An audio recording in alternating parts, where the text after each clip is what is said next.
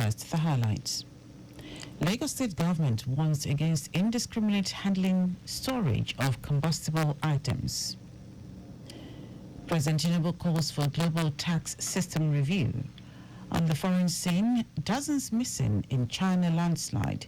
And in sport, Nigeria battles Guinea-Bissau as Super Eagles targets top shot in ongoing Africa Cup of Nations.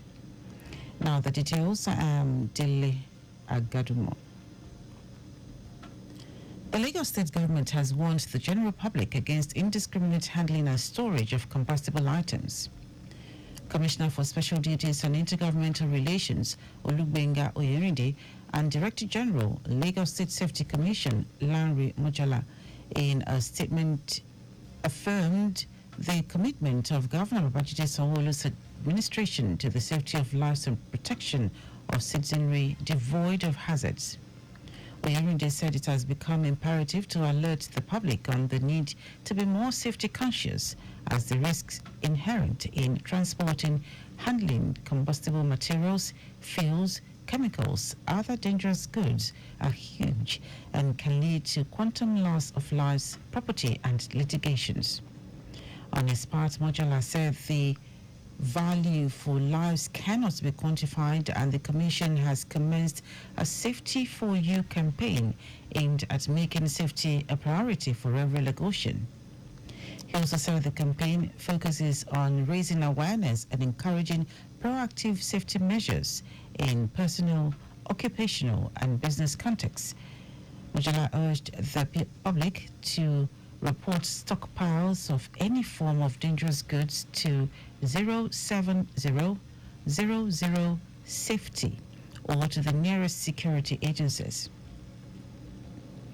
In a bid to curb mounting environmental health concerns, the Lagos State Government has sealed Okeafa Market, Isolo, and Katangwa Market, Abulegba, for violating waste disposal regulations and for sundry unhygienic practices along the markets, constituting grave environmental infractions.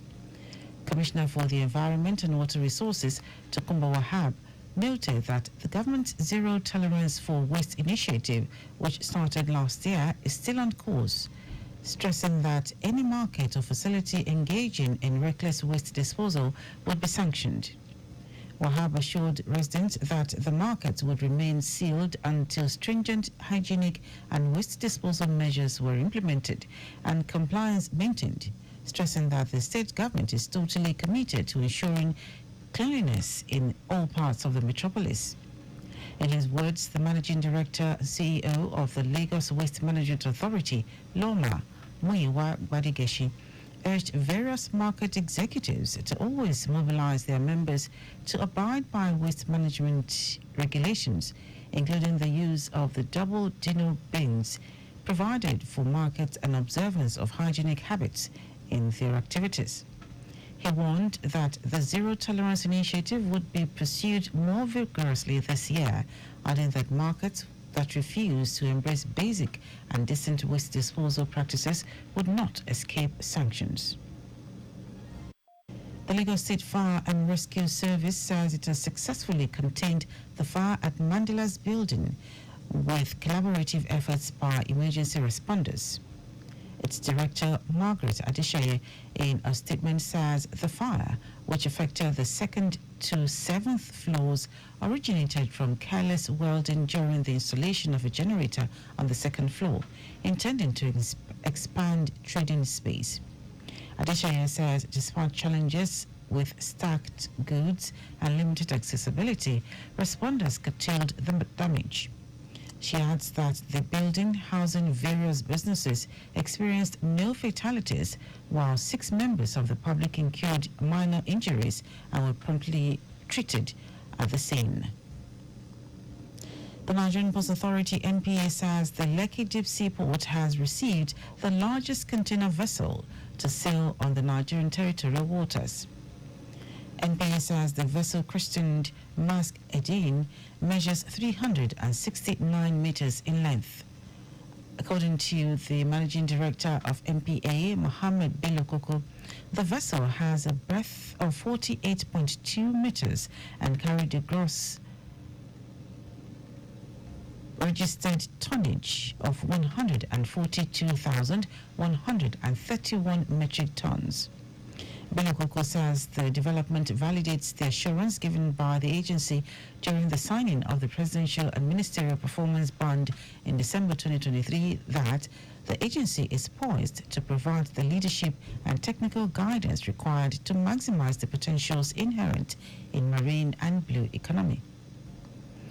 Now to the rest of the stories. President Bola Tinubu has called for a comprehensive review of the global tax system because of its imbalances. Speaking during the third South Summit of the Group of 77 and China in Kampala, Uganda at the weekend, President Tinubu argued that the interests of wealthier nations predominantly influence the international tax regime to the detriment of developing economies. Tinubu, who was represented at the event by the Minister for Budget and Economic Planning, Abubakar Bagudu, emphasized Nigeria's commitment to multilateralism in addressing global challenges. The president pointed out that the systemic imbalance in global tax regimes has not only resulted in significant revenue losses by developing nations, but also hindered the development efforts and economic self-reliance. Tinubu added that Nigeria is championing a historic initiative alongside other member states of the African Group at the United Nations, intending to address the challenge through a framework convention on tax. The federal government, through the Ministry of Solid Minerals Development, has restated its resolve to get to the root of the explosion that rocked Ibadan last week.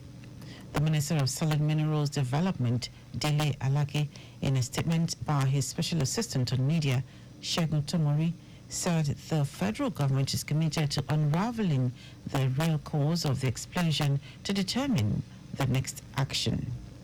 He said the federal government is now waiting for the outcome of forensic investigations that will determine the real cause of the blast, the explosive type that triggered it, and the circumstances leading to the unfortunate incident that led to loss of lives and property. The explosion, which occurred at the Ade area, Old Bodija, Ibadan, last Tuesday, led to the death of 5 persons. No fewer than 77 residents were injured, while about 58 houses were destroyed. The Commandant General, Nigeria Security and Civil Defense Corps, Ahmed Audu, says the agency has averted over 48 attack attempts by bandits on schools nationwide. Audu said the newly implemented security strategies of the NSCDC will see a drastic reduction in the cases of school attacks by bandits. The NSCDC boss says because schools are classified as critical infrastructure, the Corps was tasked to head the National Safe School Response Coordination Center to check the menace. According to him, bandits have attacked schools, students and teachers and destroyed schools' infrastructure to disorganize and cause devastating effects on the nation. Audi adds that in view of this, the Corps has decided to engage members of the Nigeria Governors Forum during the first quarter to sensitize them on the need to establish security response centers in their states. Now to foreign news. At least 47 people have been buried in a landslide in the southwestern Chinese province of Yunnan. Rescue efforts are underway in sub-zero temperatures in Jiaotong City. It is unclear yet if anyone has died, but reports say some households are among those trapped under the rubble. More than 500 people have also been evacuated from the region after the incident. Authorities are looking into the cause of the landslide. Landslides are common in the remote region, which is surrounded by mountain ranges. In January 2013, at least 18 people were killed in Zhejiang County, which is located in Jiaotong, after a landslide. In our sports, Nigeria Super Eagles will today battle Guinea-Bissau in the last Group A game of the ongoing Africa Cup of Nations. The match is much more than just a battle for 3 points. It is a win that could take Nigeria to the top of the table ahead of either Equatorial Guinea or host Cote d'Ivoire, and ensure that the Super Eagles get a softer opponent in the second round of the championship.